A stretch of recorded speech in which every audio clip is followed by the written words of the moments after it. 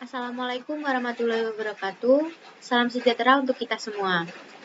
Sebelumnya, perkenalkan nama saya Deta Eko Listia Wibawa, Taruni Sekolah Tinggi Pertanahan Nasional, Program Studi Diploma 4 Pertanahan kelas C dengan nomor induk Taruna 20293442. Video ini saya buat untuk memenuhi tugas mata kuliah Pendidikan Pancasila dan Kewarganegaraan yang saat ini diampu oleh Bapak Aristiono Nugroho. Pada video ini, saya akan mengulik sebuah buku yang berjudul Ngadagan Kontemporer, Implikasi Sosial dan Reform Lokal.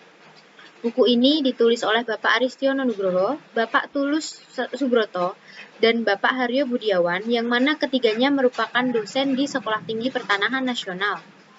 Buku ini diterbitkan oleh STPN Press pada Agustus 2011 lalu dan memiliki halaman berjumlah 178 halaman yang dibagi menjadi 5 bab, yaitu pendahuluan, strategi on-farm, strategi off-farm, strategi non-farm, dan penutup. Buku ini merupakan hasil dari beberapa penelitian yang telah dilakukan oleh berbagai pihak, terutama pihak STPN, yang menceritakan tentang Desa Ngandagan, salah satu desa di Kecamatan Pituruh, Kabupaten Purworejo, Provinsi Jawa Tengah, baik land reform ala Ngandagan, livelihood masyarakat Ngandagan, maupun dinamika sosial ekonomi dan upaya rekonstruksi Desa Ngandagan yang tentunya tidak lepas dari peran Sumotirto, Kepala Desa Ngandagan pada tahun 1947 hingga 1967. Secara singkat, Desa Ngandagan merupakan salah satu desa di Kecamatan Pituruh, Kabupaten Purworejo, Provinsi Jawa Tengah.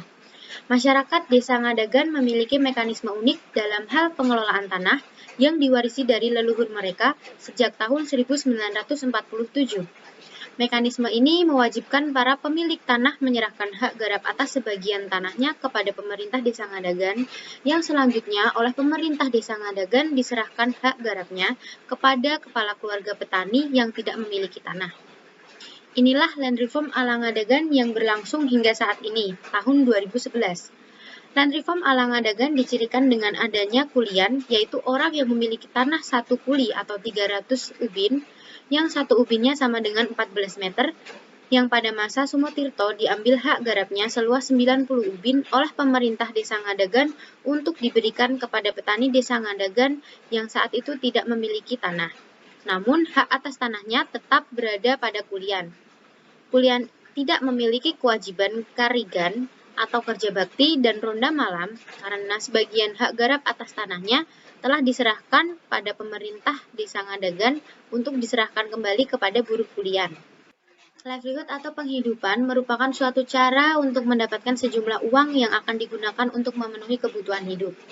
Land reform ala Ngandagan dalam konteks kekinian memberi warna pada livelihood di desa ini. Livelihood berkaitan dengan 3 hal. Yang pertama, job atau pekerjaan. Adalah kerja reguler yang dilakukan dalam tatanan tertentu untuk mendapatkan uang.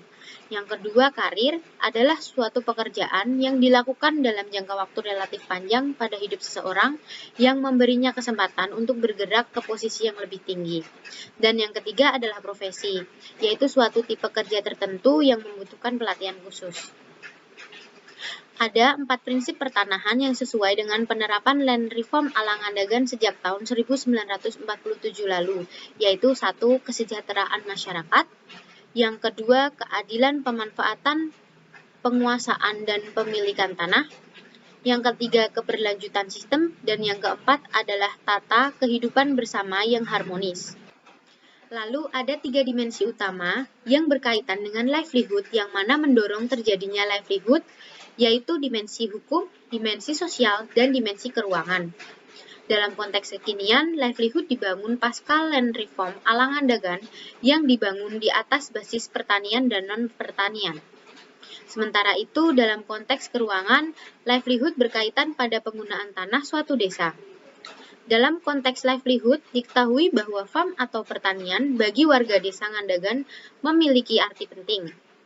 Ada 3 strategi yang berkaitan dengan sistem pertanian di Ngandagan, yaitu 1. Strategi on-farm, yaitu strategi livelihood yang membahas pada kegiatan di tanah pertanian. Yang kedua, strategi off-farm, yaitu strategi livelihood yang berbasis pada aktivitas di luar tanah pertanian, akan tetapi masih terdapat kaitan dengan pertanian. Dan yang ketiga, strategi non-farm, yaitu strategi livelihood yang berbasis pada berbagai aktivitas yang tidak berkaitan dengan pertanian. Namun, bila menggunakan salah satu strategi tersebut belum bisa digunakan untuk mensejahterakan masyarakat, maka dapat menggabungkan salah dua atau ketiga strategi tersebut. Selanjutnya, saya akan membahas mengenai strategi on-farm. Dalam strategi on-farm, masyarakat fokus pada kegiatan pengelolaan lahan pertanian. Yang pertama, kulian di masa kini.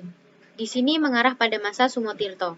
Kulian yaitu orang yang memiliki tanah 1 kuli atau lebih setara dengan 300 ubin atau lebih, yang hak garap atas tanahnya diambil seluas 90 ubin untuk diberikan kepada 2 keluarga petani yang tidak memiliki tanah. Setelah diambil, kulian hanya memiliki 210 ubin atau lebih, yang sebagian kulian digarap sendiri, namun ada pula sebagian kulian yang menyewakannya.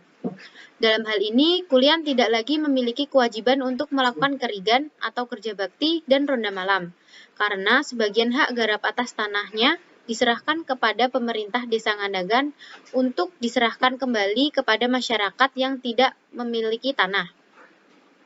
Yang kedua, buruh kulian di masa kini. Buruh kulian adalah orang yang menerima hak garap atas tanah sawah milik orang lain atau kulian seluas 45 ubin. Buruh kulian memiliki kewajiban karigan atau kerja bakti dan ronda malam karena telah menerima hak garap atas tanah dari pemerintah Desa Ngandagan. Yang ketiga adalah petani tegalan. Tegalan merupakan jenis penggunaan tanah di Dom Ngandagan yang dimiliki kulian dan buruh kuli. Namun demikian mereka yang menggarap tanah tegalan dapatlah disebut sebagai petani tegalan. Petani tegalan di Desa Ngadapan terdiri dari petani yang menggarap tanah tegalan Sintan dan yang menggarap tanah tegalan pribadi. Tegalan Siten adalah tanah yang dimiliki oleh seorang siten atau asisten wedana yang sekarang disebut sebagai camat.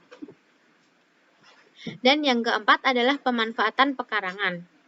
Pada masa kepemimpinan Sumotirto, ia memerintahkan warga desa untuk menanam pepaya di pekarangan sepanjang selokan atau saluran air, terutama arah menuju lokasi wisata Gunung Pencu. Semakin lama, semakin berkembang dan mulai banyak komoditas yang ditanam di pekarangan. Pada tahun 2010 juga ada bantuan tanaman jati dari Dinas Pertanian Kabupaten Purworejo yang ditanam di pekarangan oleh petani. Selanjutnya, strategi off-farm. Yang pertama, tebasan dan bawon. Tebasan dan bawon dilakukan ketika masa panen telah tiba dengan cara tukang tebas datang ke sawah menemui penggarapnya. Menjadi penebas atau bawon merupakan strategi yang dilakukan oleh petani Desa Ngadagan dalam menghadapi dinamika sosial ekonomi di Ngadapan. Upah bawon berbeda dengan upah tebasan, sehingga mengakibatkan bawon seringkali kalah saing dengan tebasan. Adanya sistem sosial dalam masyarakat Desa Ngadagan yang terdiri dari bagian-bagian yang saling berkaitan mengakibatkan keberadaan tebasan dan bawon saling berpengaruh. Jika tebasan lebih diminati, maka bawon tidak diminati lagi. Yang kedua adalah industri rumah tangga.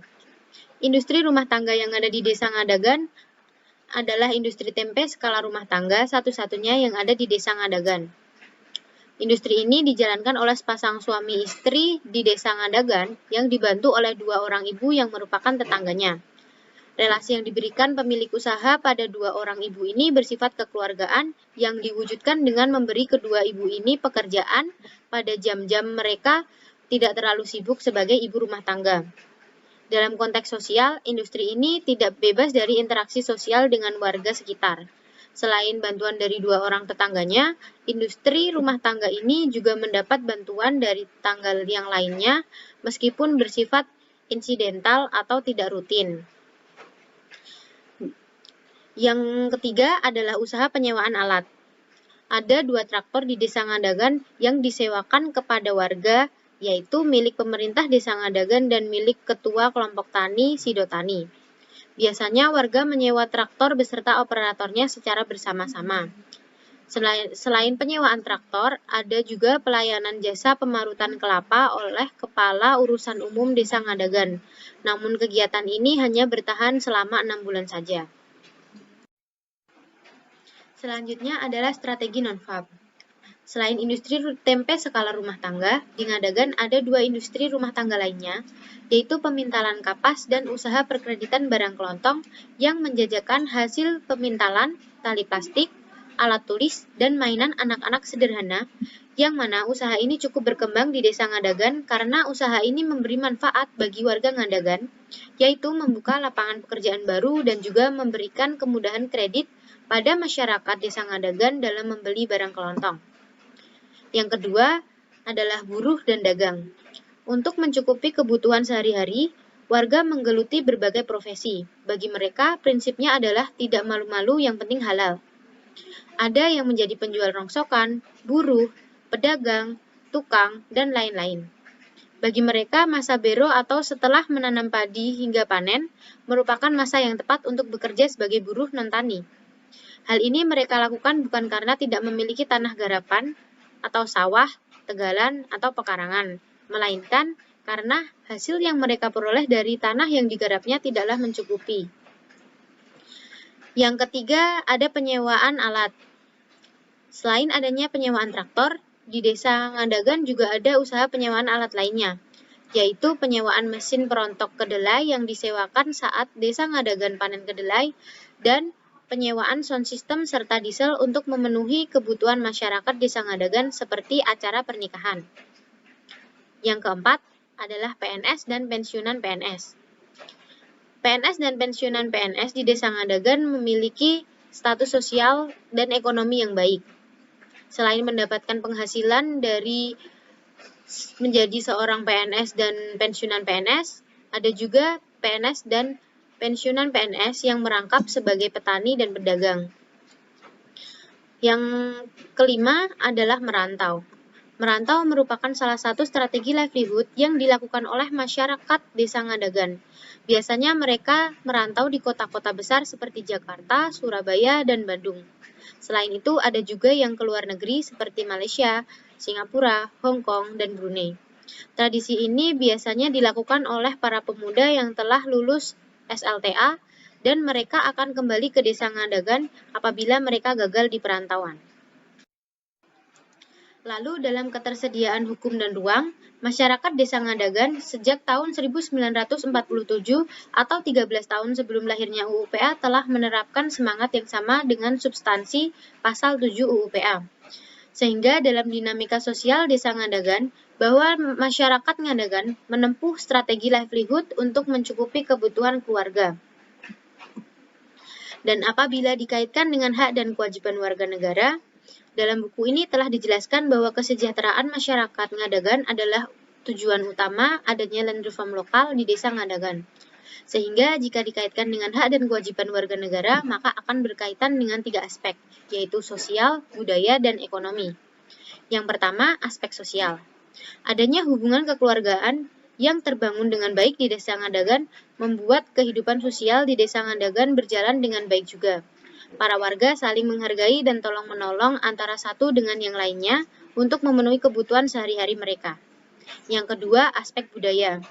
Ada beberapa budaya yang lahir di Desa Ngadagan yang perlu dikembangkan dan harus dilestarikan oleh seluruh lapisan masyarakat Desa Ngadagan, sehingga nilai-nilai budaya tersebut dapat dikenal oleh generasi penerus nantinya.